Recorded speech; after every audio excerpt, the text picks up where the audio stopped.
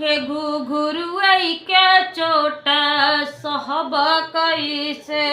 हे घुघुरुई के चोट सहब कैसे, हो राजा जई हैं विदेशवा रहब कैसे, हो राजा जई हैं विदेशवा रहब कैसे,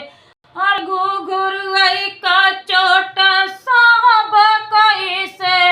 हो राजा जई हैं विदेशवा रहब कैसे, हो राजा जई हैं विदेशवा रहब कैसे।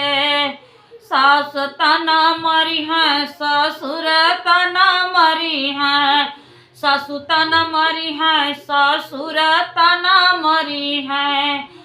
अरे ससुर का ताना सहब कैसे, अरे ससुर का ताना सहब कैसे, हो राजा जइब विदेशवा रहब कैसे, हो राजा जइब विदेशवा रहब कैसे, घुघरू के चोट सहब कैसे, घुघरू के चोट सहब कैसे, हो राजा जाब विदेशवा रहब कैसे, हो पिया जइब विदेशवा रहब कैसे। जेठ बोली बोली हैं जेठान बोली बोली हैं, जेठ बोली बोली हैं जेठान बोली बोली हैं, अरे जेठाऊ का बोलिया सहब कैसे, अरे जेठाऊ का बोलिया सहब कैसे, हो राजा जइब विदेशवा रहब कैसे, हो राजा जइब विदेशवा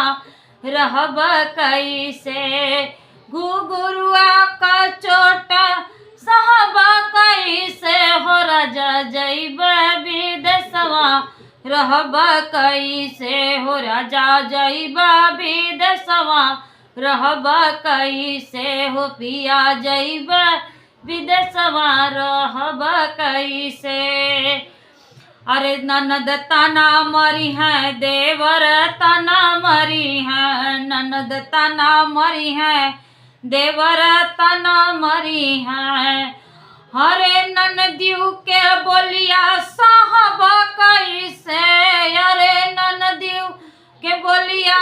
सहब कैसे, हो राजा जाब विदेशवा रहब कैसे, हो राजा जइब विदेशवा रहब कैसे, हो पिया जइब विदेशवा रहब कैसे। Thank you. तो गीत कैसा लगा प्यार प्यारा कमेंट करके जरूर बताना।